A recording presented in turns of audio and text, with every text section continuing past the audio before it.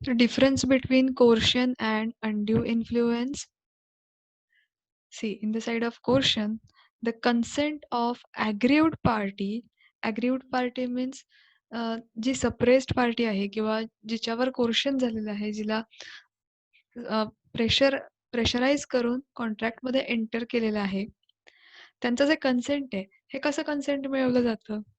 The consent of aggrieved party is taken by committing or threatening to commit an act forbidden by Indian Penal Code. Indian panel कोडने काही acts आहेत हे forbidden केलेले आहेत. मला त्यामध्ये बरेच सारे ऍक्ट्स येतील लाईक मर्डर ऑर किडनॅपिंग, एखाद्याला डिटेन करून ठेवणे, हे सगळ्या ज्या गोष्टी आहेत ह्या फॉरबिडन केलेल्या आहेत. इट इज अनलॉफुल, हे चुकीचं आहे. मग अशा प्रकारची एखादी ऍक्टिव्हिटी तिथे केली जाईल किंवा ते करण्याची त्या पर्सनला भीती दाखवली जाईल किंवा एखाद्याला धमकी दिली जाईल. मग अशा प्रकारे काही ऍक्टिव्हिटीज ज्या आहेत ह्या करून त्या पर्सनचं कन्सेंट जे आहे, त्याची संमती जी आहे ही मिळवली जाते. म्हणजे त्याला प्रेशराईज केलं जातं, त्याला धमकी दिली जाते की काहीतरी त्याच्यासोबत केलं जाईल अशी धमकी देऊन त्याचं जे कन्सेंट आहे हे मिळवलं जातं. In undue influence, the consent of aggrieved party is obtained by dominating the party by taking unfair advantage of his position. Undue influence मध्ये काय केलं जातं, तर यामध्ये त्या पर्सनची जी पॉवर आहे किंवा अथॉरिटी त्याच्याकडे जी आहे, तर त्याच्या पोझिशनचा उपयोग करून त्याचा अनफेअर ॲडव्हान्टेज घेऊन त्याला त्या पार्टीवर इन्फ्लुएन्स केला जातो त्या कॉन्ट्रॅक्टमध्ये एंटर होण्यासाठी किंवा त्या कॉन्ट्रॅक्टमध्ये त्याचा कन्सेंट मिळवण्यासाठी. त्या ॲग्रीव्ड पार्टी जी आहे त्याला इन्फ्लुएन्स केलं जातं. Side of coercion, physical force is एक्झरसाइज्ड.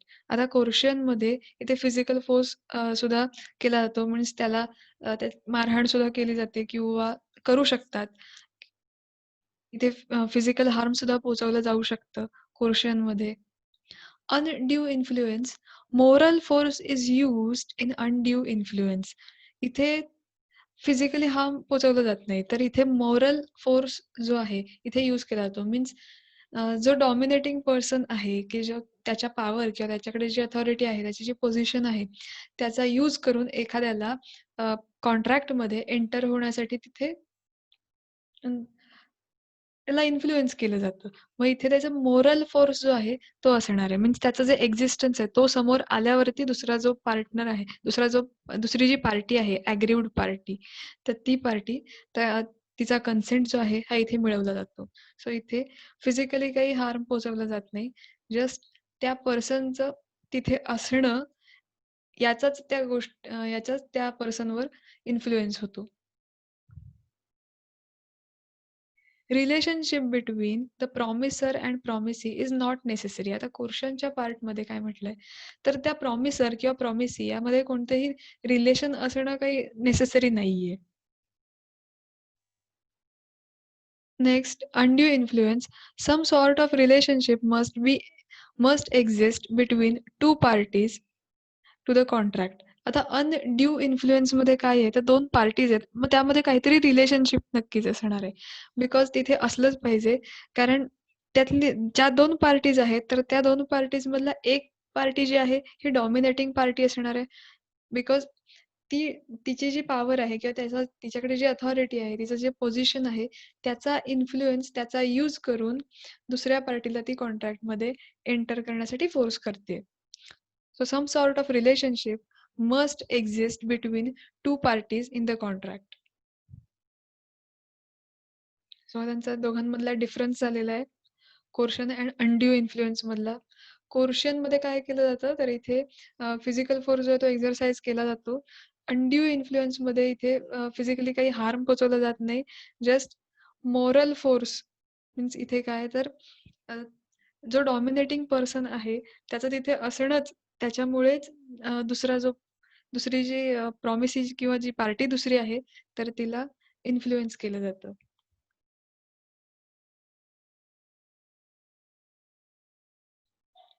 Next is fraud. Meaning of fraud: misrepresentation of facts may be intentional or innocent.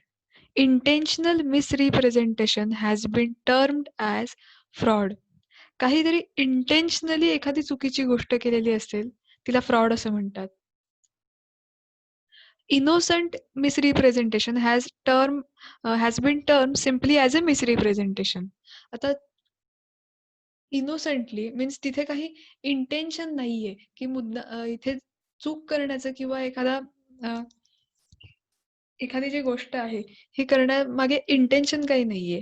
तर त्याला मिसरिप्रेझेंटेशन म्हणतात. जेव्हा एखादी गोष्ट आपण इंटेन्शनली करतो, intentional misrepresentation has been termed as fraud. Means एखादं चुकीची गोष्ट जी आहे, ही इंटेन्शनली केली जाते, तेव्हा ती फ्रॉड असते.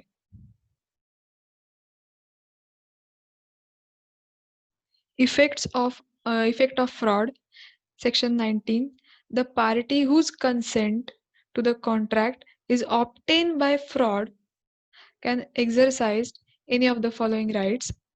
आता ज्या पार्टीचं कन्सेंट जे आहे हे फ्रॉडने घेतलं असेल किंवा त्याच्याशी फ्रॉड काहीतरी केलेलं आहे, फ्रॉडफुली एखादी ऍक्टिव्हिटी जी आहे ही इथे केलेली आहे, त्याचा कन्सेंट मिळवण्यासाठी काहीतरी इथे फ्रॉड केलेला आहे, then he may avoid the contract. मग ज्याच्यासोबत फ्रॉड झालेला आहे तो ते कॉन्ट्रॅक्ट जे आहे हे अवॉइड करू शकतो. And may ask for damages suffered because of the non fulfilment of contract. He may insist for the performance of the contract. मग इथे काय करू शकतो, त्याच्याकडे राईट्स आहेत की त्याचं जे काही नुकसान झालेलं आहे, त्याला जे डॅमेजेस झालेत किंवा त्याला जे लॉस सफर करावा लागला आहे त्याचं because of non fulfilment of contract, तो त्याचं जे डॅमेज आहे ते भरून काढू शकतो. He may insist for performance of contract, किंवा ते जे कॉन्ट्रॅक्ट आहे तो ते पुढे कंटिन्यू सुद्धा करू शकतो. फ्रॉड मध्ये काय केलं जातं, तर इथे इंटेन्शनली काही चुकीची इन्फॉर्मेशन जी आहे ही प्रोव्हाइड केली जाते. आता हे इंटेन्शनल चूक का केली जाते किंवा इंटेन्शनली चुकीची माहिती का प्रोव्हाइड केली जाते, for the purpose for getting consent of the party. मग त्या पार्टीचं कन्सेंट मिळवण्यासाठी इंटेन्शनली इथे चुकीच्या गोष्टी ज्या आहेत ह्या केल्या जातात. That is fraud.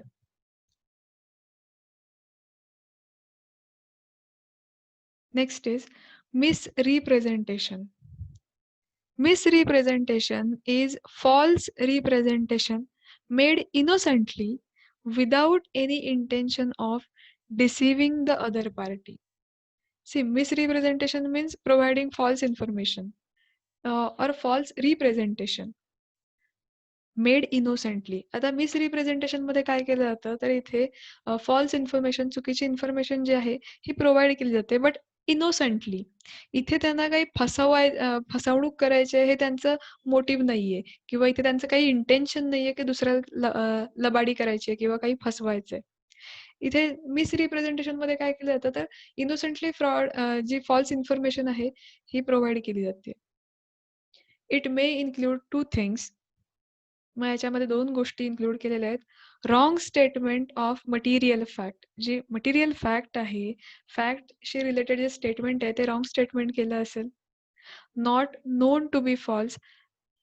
त्याला माहित नसताना त्यांनी त्या मटेरियल फॅक्ट जी आहे तिच्याबद्दल चुकीचं स्टेटमेंट केलं असेल.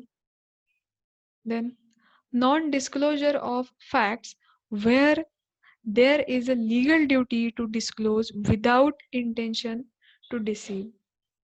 मग काही फॅक्ट्स आहेत त्याचं नॉन डिस्क्लोजर, त्या काही डिस्क्लोज केलेल्या नाहीयेत, बट इथे काय म्हटलंय, लीगल ड्युटी आहे की आपल्याला सगळ्या ज्या फॅक्ट्स आहेत त्या कॉन्ट्रॅक्टच्या वेळेला सगळ्या गोष्टी तिथे क्लिअर करायच्या असतात. बट काही फॅक्ट्स आहेत इथे नाही सांगितल्या गेल्या, but without intention to deceive.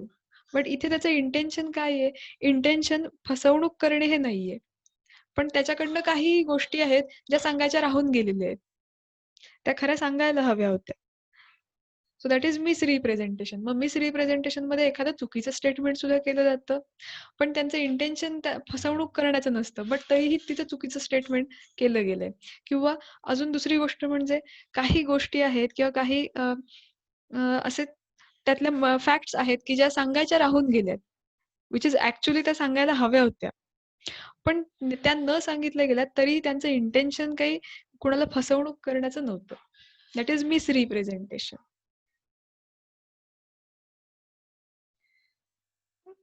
So जेव्हा सो इथे हे misrepresentation, fraud, coercion, undue influence हे पॉइंट्स आपले इथे संपलेले आहेत. पॉइंट्स लक्षात आलेत सगळ्यांच्या? So this is chapter number 6, void agreements. आता जो चॅप्टर नंबर 6 आहे हा आपला वॉइड ॲग्रीमेंटचा असणार आहे. वॉइड ॲग्रीमेंट्स मध्ये असे कोणते ॲग्रीमेंट्स आहेत की जे वॉइड आहेत, हे आपण इथे या चॅप्टर मध्ये बघणार आहोत. Void agreement. Void agreement means an agreement not enforceable by law is said to be void. जे ॲग्रीमेंट्स लॉने इन्फोर्सिबिलिटी ज्याला दिलेली नाहीये असे ॲग्रीमेंट्स वॉइड ॲग्रीमेंट होणार आहेत. एखादं ॲग्रीमेंट हे कॉन्ट्रॅक्ट होण्यासाठी काय इम्पॉर्टंट असतं, त्याला लिगल इन्फोर्सिबिलिटी असली पाहिजे. बट जेव्हा ॲग्रीमेंटला इथे लिगल इन्फोर्सेबिलिटी मिळत नाहीये, then it is said as a void agreement. तेव्हा ते ॲग्रीमेंट हे वॉइड ॲग्रीमेंट होणार आहे.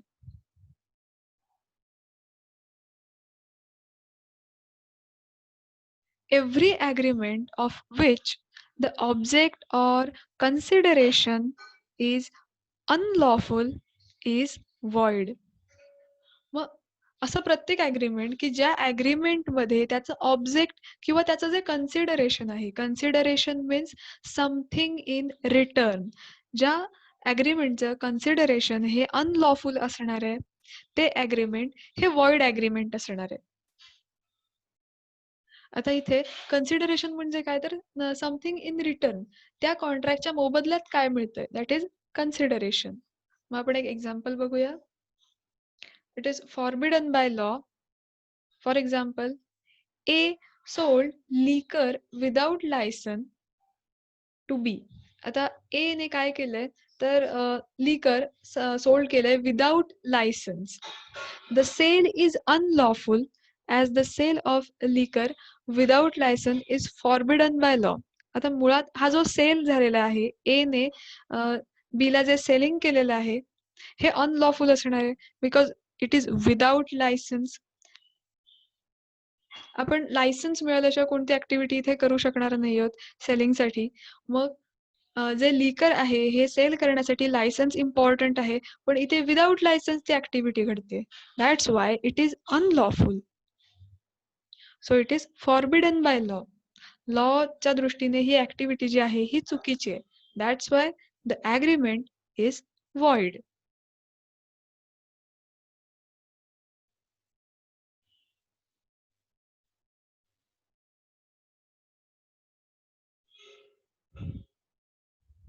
पॉइंट कळलाय का बघा? Every agreement of which the object or consideration is unlawful. आता इथे जेव्हा एखाद्या ॲग्रीमेंटचं ऑब्जेक्ट किंवा कन्सिडरेशन जे आहे हे अनलॉफुल होणार आहे, तेव्हा ते ॲग्रीमेंट हे वॉइड ॲग्रीमेंट असेल. आता इथे एक्झाम्पल मध्ये काय म्हटलंय, तर ए ने बी ला जे लिकर सर्व केलेलं आहे किंवा लिकर जे सेल केलेलं आहे हे विदाउट लायसन्स त्याने सेलिंग केलेलं आहे. विदाउट लायसन्स कोणती ऍक्टिव्हिटी करणं अनलॉफुल असणार आहे. That's why it is forbidden by law. So इथे त्याला लिगल इन्फोर्सेबिलिटी कुठेही मिळणार नाहीये. जर ते लायसन्स त्याच्याकडे असतं आणि विथ लायसन्स त्याने सेल केलं असतं, नो प्रॉब्लेम. बट इथे विदाउट लायसन्स म्हटलेलं आहे. सो विदाउट लायसन्स हे सेलिंग करणं जे आहे हे अनलॉफुल असणार आहे, which is forbidden by law. So इथे याला लिगल इन्फोर्सेबिलिटी मिळणार नाहीये. That's why this agreement is void.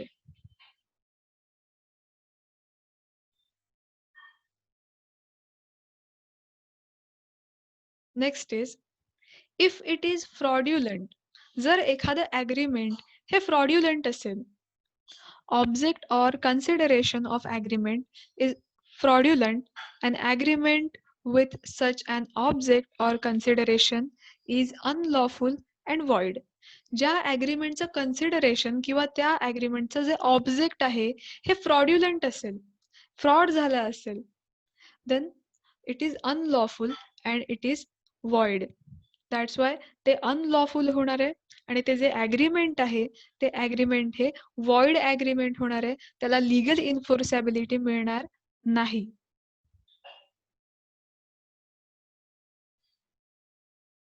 Next point is, if it involves or implies injury to person or property of another.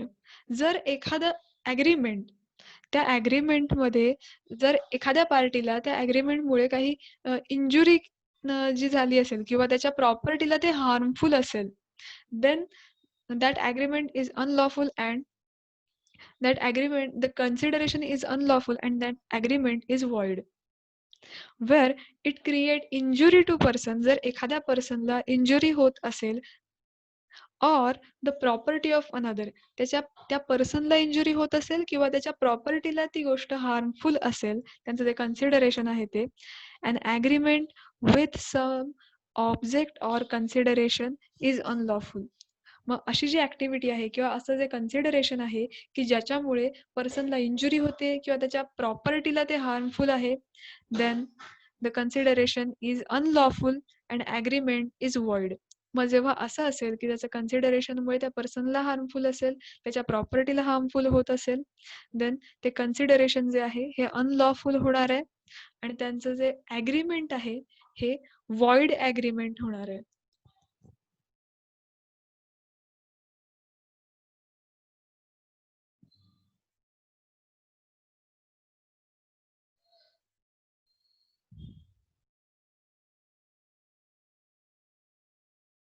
First point जो आहे, every agreement which the object or consideration is unlawful is void. या पॉइंटमध्ये आपण 3 points बघितले.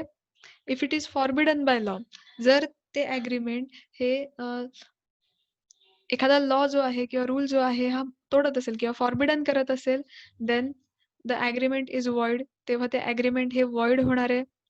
Next, जर fraudulent असेल, त्या ॲग्रीमेंटचं consideration किंवा जे ऑब्जेक्ट आहे हे फ्रॉड्युलंट असेल, then the consideration is unlawful and agreement is void. तेव्हा ते कन्सिडरेशन जे आहे हे अनलॉफुल होणार आहे आणि त्यांचं जे ॲग्रीमेंट आहे हे वॉइड ॲग्रीमेंट होणार आहे. If it involves or implies injury to person, जर एखाद्या ॲग्रीमेंटमुळे एखाद्या पर्सनला इंजुरी होत असेल किंवा त्याच्या प्रॉपर्टीला ती गोष्ट हार्मफुल असेल, then the consideration is unlawful and agreement is void.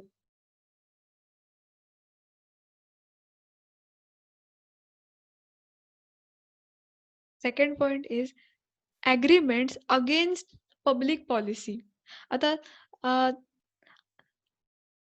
काही ॲग्रीमेंट जे आहेत, जर ती पब्लिक पॉलिसीच्या अगेन्स्ट जात असतील तर ती वॉइड असणार आहेत. सी, मग त्यातलं फर्स्ट पॉइंट आहे agreement of trading with enemy.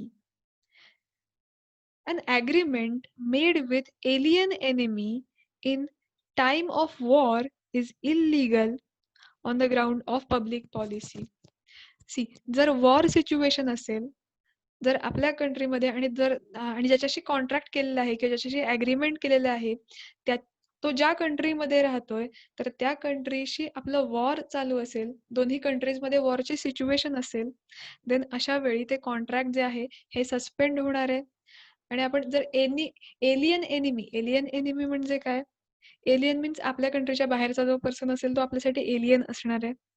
Enemy means जर ते त्या कंट्रीशी आपलं जे रिलेशन आहे हे फ्रेंडली रिलेशन नसेल, जर वॉर सिच्युएशन असेल तर तो जो पर्सन आहे तो एलियन एनिमी आपल्यासाठी होणार आहे. So an agreement made with alien enemy in the time of war is illegal. म्हणजे वॉरची सिच्युएशन असेल आणि ज्या कंट्रीशी आपलं वॉर होतंय त्या कंट्रीमध्ये आपण ज्याच्याशी ॲग्रीमेंट केलंय तो पर्सन जर राहत असेल, देन तो पर्सन आपल्यासाठी एलियन एनिमी होणार आहे. आणि त्याच्यामुळे त्याच्याशी केलेलं जे ॲग्रीमेंट आहे, हे इल्लीगल होणार आहे on ground of public policy. Public पॉलिसीच्या दृष्टीने आपण जे ॲग्रीमेंट केलेलं आहे, हे इथे इल्लीगल होणार आहे. That's why it is void agreement. ते ॲग्रीमेंट तिथल्या तिथे सस्पेंड होणार आहे.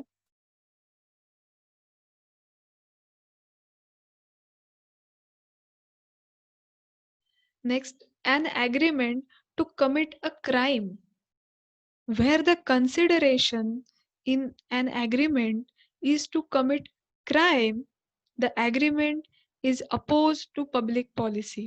जर एखाद्या ॲग्रीमेंटचं कन्सिडरेशन मध्ये जर हे त्याने कमिट केलं असेल की तो एखादा क्राईम करेल, देन ते ॲग्रीमेंट जे आहे हे पब्लिक पॉलिसीच्या अगेन्स्ट जाणारं आहे.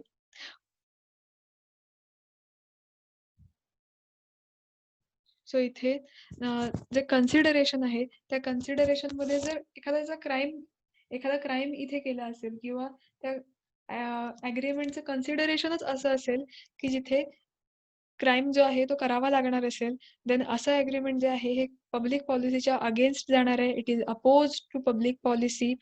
The court will not enforce such agreement. मग अशी ज्या प्रकारची ॲग्रीमेंट आहेत की जिथे एखादा क्राईम घडतोय, मग अशी ॲग्रीमेंट्स इन्फोर्स केली जात नाहीत. The court will not enforce such agreements.